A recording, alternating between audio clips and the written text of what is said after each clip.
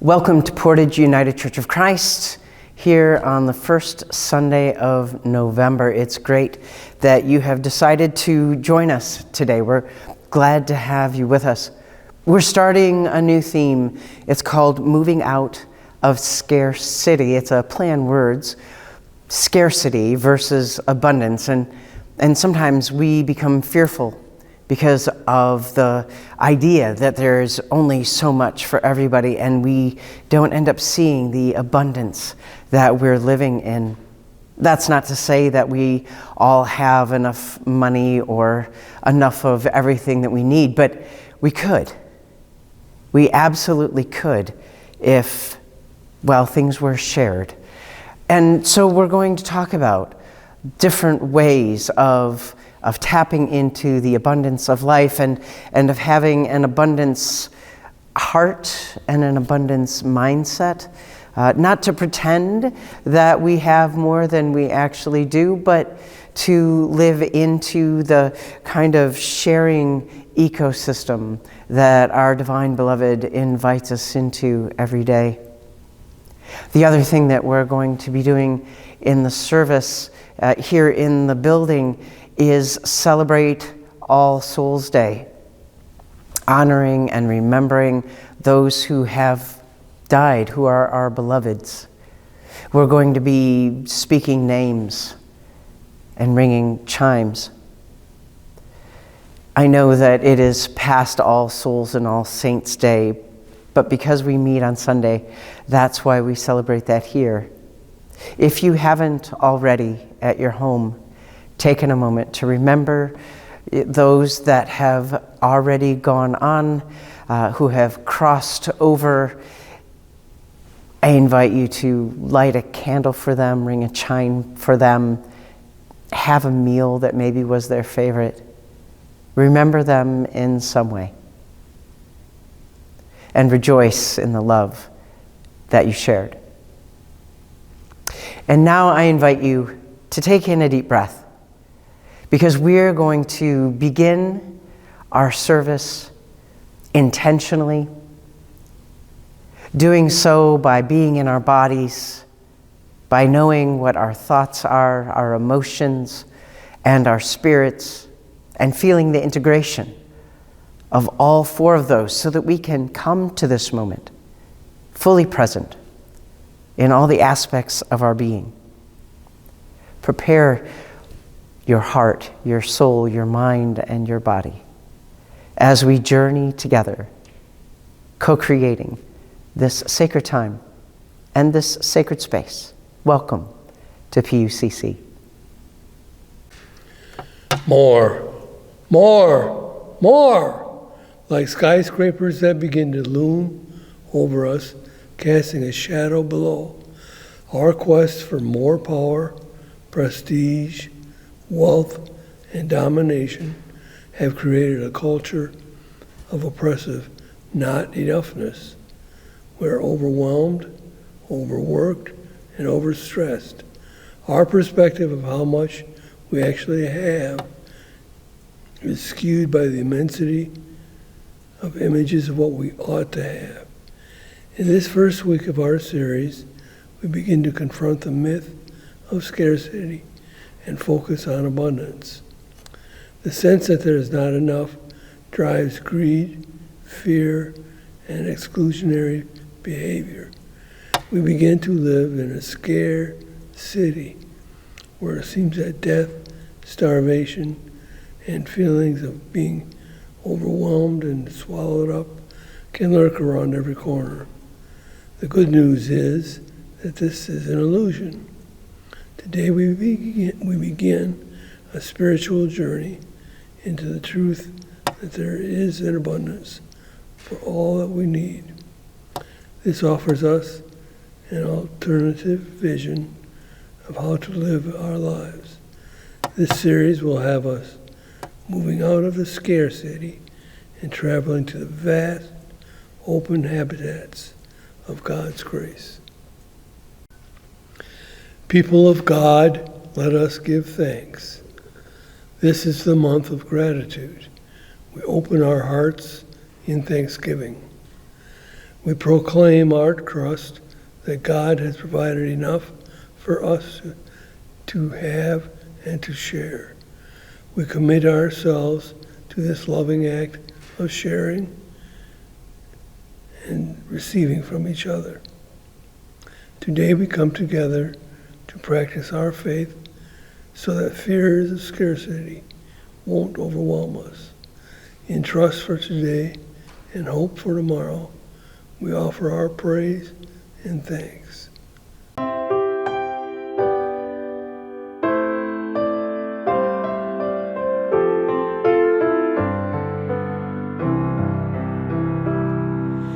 As the deer pants for the water, so my soul longs after you. You alone are my heart's desire, and I long to worship you. You alone are my strength, my shield. To you alone will my spirit yield. You alone are my heart's desire, and I long to worship you.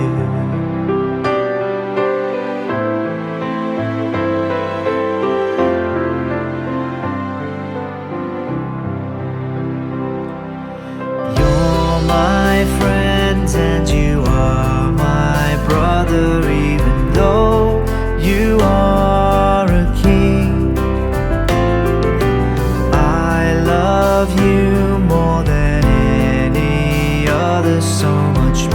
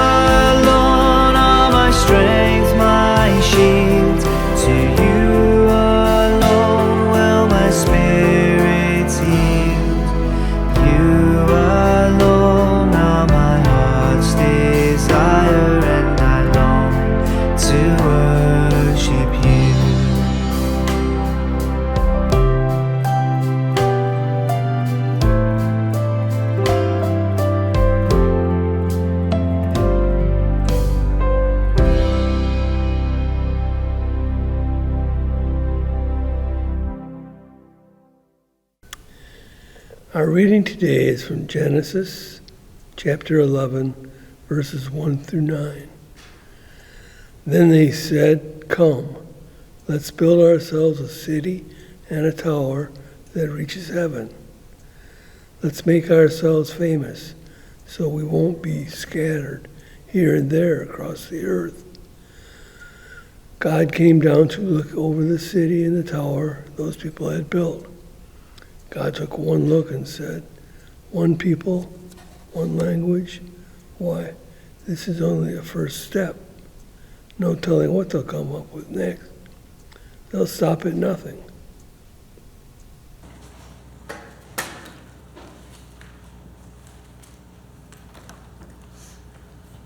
So when you read that story, one of the first questions that I come up with anyway is, what is so wrong with what the people wanted that it made God so nervous enough to disrupt it? It comes down to verse 4. In the Message version that we heard, it says that they want to make themselves famous. In the New Revised Standard Version, it says, "Come, let us build ourselves a city and a tower with its top in the heavens, and let us make a name for ourselves." That's why this week's topic is Towers of Power. The problem in this story is that they weren't building community. The people didn't say, let's build a city so that we can support one another, take care of one another, make sure that we all have enough good food to eat and clean water to drink. Let's make sure that we all have shelter and that the children growing up feeling loved. That's not what they were saying. Their motivation for building this city and this tower was a show of strength, to make themselves known, and to prop up their arrogance with magnificent buildings. This telling comes immediately after Noah and his family survived the flood on the ark, and they begin to repopulate the earth. Both of these tellings, the Tower of Babel and the flood, are cautionary tales about what happens when people become arrogant, when they become self-serving rather than building community and being generous. Seeking power is also the beginning of creating scarcity models and scarcity mindsets. That's what power over thinking, as opposed to power with thinking, is all about. When building with a community mindset, all resources are shared. The goal is to figure out how everyone can have enough and share in the surplus. That's God's model, God's mindset. It was how Jesus lived and performed his ministry, making sure everybody was fed, everybody who asked was healed, and everybody who wanted to was taught how they could connect with God. That was how Jesus lived and moved and had his being, and taught his disciples to do ministry as well. Scarcity propaganda is perpetrated by people in power who want to cause a frenzy in those they are bullying. It deflects the reality that there is enough for everyone, and instead incites people to be suspicious of others and to grab what they need. It's a ruthless system of emotional bullying, and it's a lie, especially in today's world.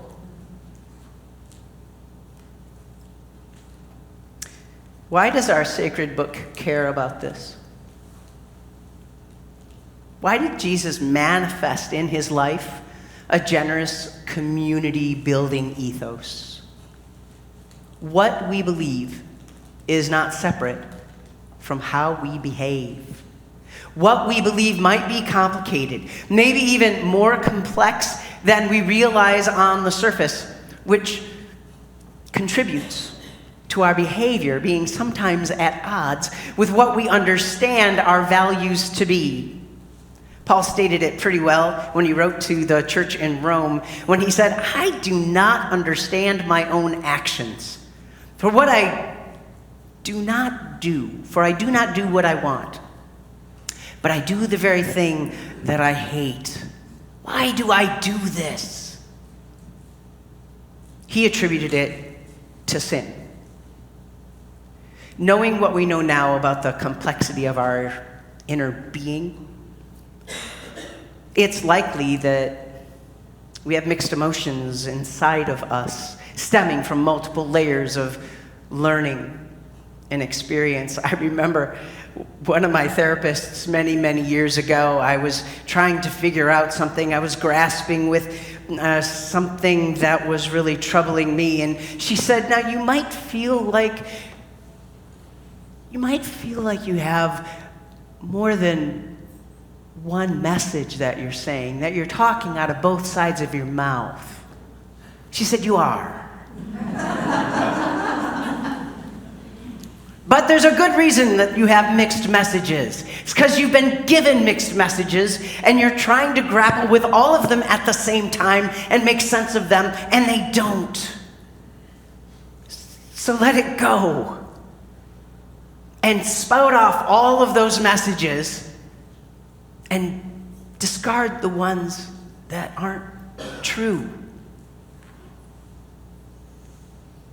Well, that takes more than one therapy session, I'll let you know.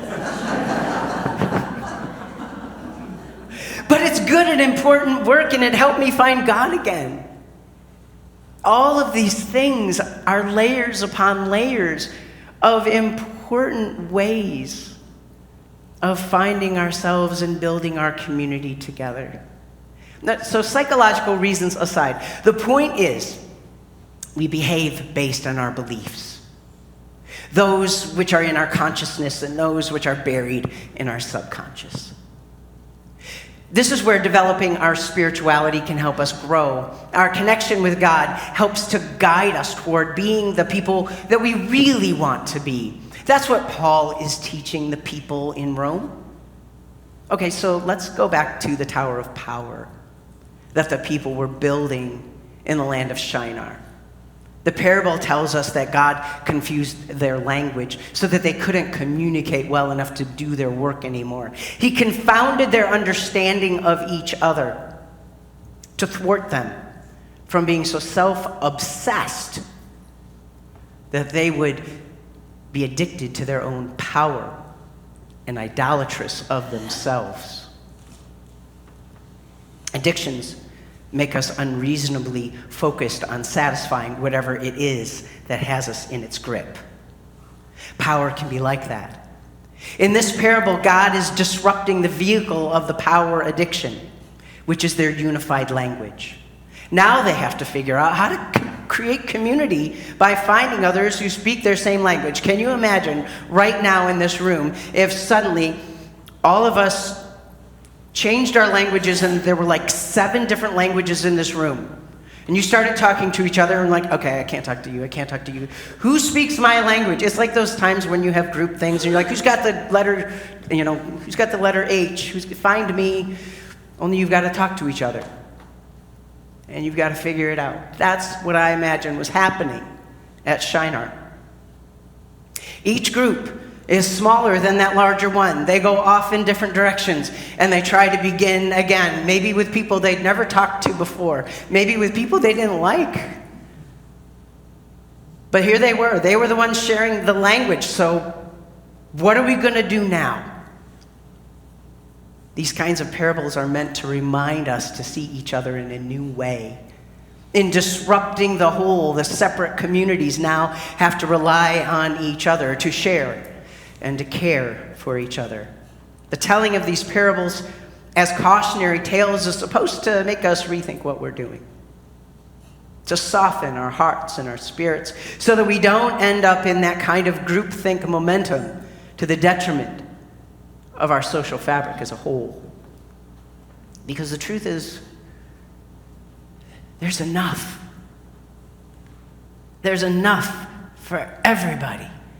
When we dismantle the abusive systems and reallocate our resources away from the power center, everyone can have enough.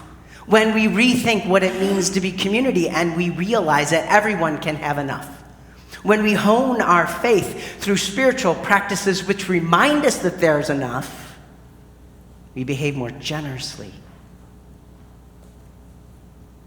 Our behavior aligns more and more closely with what Jesus taught and modeled. The writer of the Gospel of Matthew recorded him as saying, "Come to me."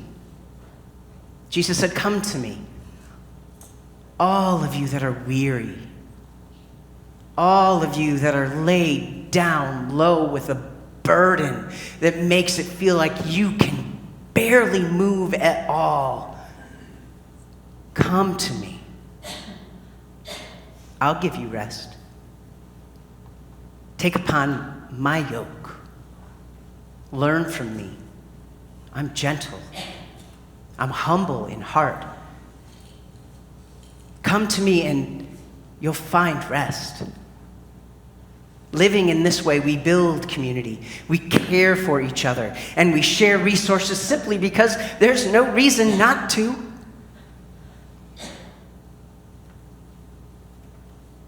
While this is true of finances, food, and material resources, it's also true of how we can support each other emotionally. Sometimes our scarcity model also fractures our emotional self. It can be harder and harder to get in touch with our grief because any sign of so-called weakness might mean to somebody that we don't deserve the resources that we even currently have. Oh, there's a weak link. We better withdraw our support from that one. So we keep our feelings close to our chest and we bottle things up.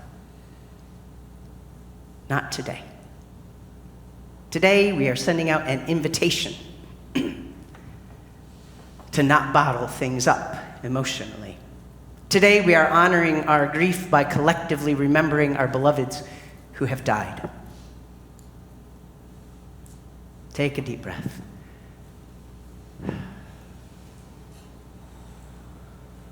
We will start by naming those who have died this year. You will then be invited to name anyone you want remembered.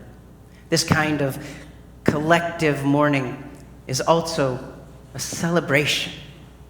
It's true that our grief is a manifestation of loss, and it hurts. But would we feel the loss were it not for the love?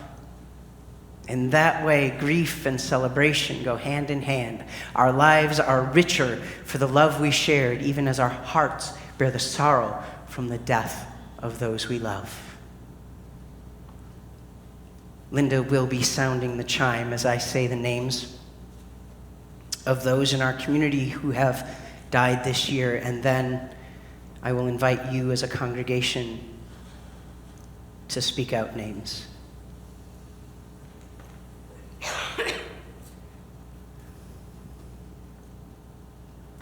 Carl Rimke.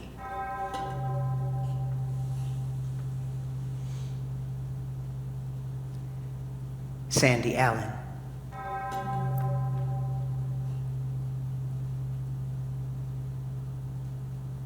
Marilyn Smith.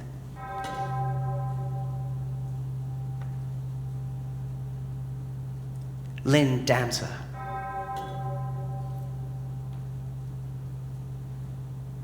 Dorothy Fueling.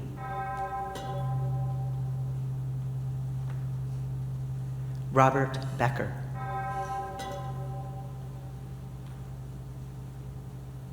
Jean Ranger.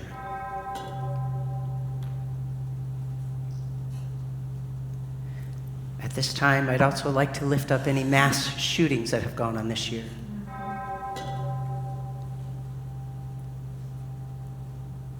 I'd like to grieve for all the wars that are happening this year.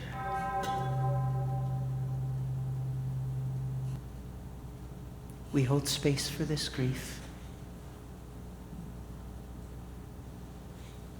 and for the love that accompanies it.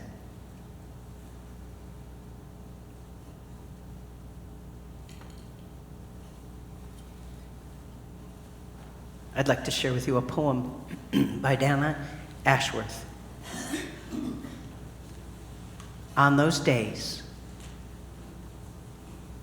when you miss someone the most, as though your memories are sharp enough to slice through skin and bone. Remember how they loved you. Remember how they loved you, and do that for yourself. In their name, in their honor.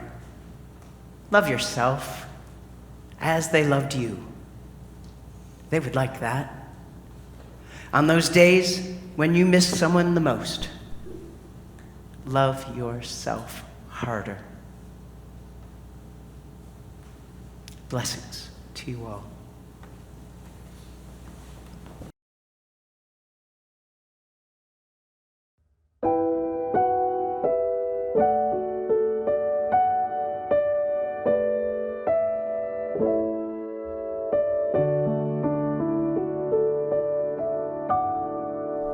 Be still, my soul, for God is on your side. Bear patiently the cross of grief or pain. Leave to your God to order and provide. In every change, God faithful will remain. Be still, my soul, your best eternal friend. Through thorny ways leads to a joyful end. Be still, my soul, for God will undertake to guide in future days as in the past. Your hope, your confidence, let nothing shake. All now mysterious shall be clear at last. Be still, my soul, the waves and winds still know how Jesus' power ruled them long ago.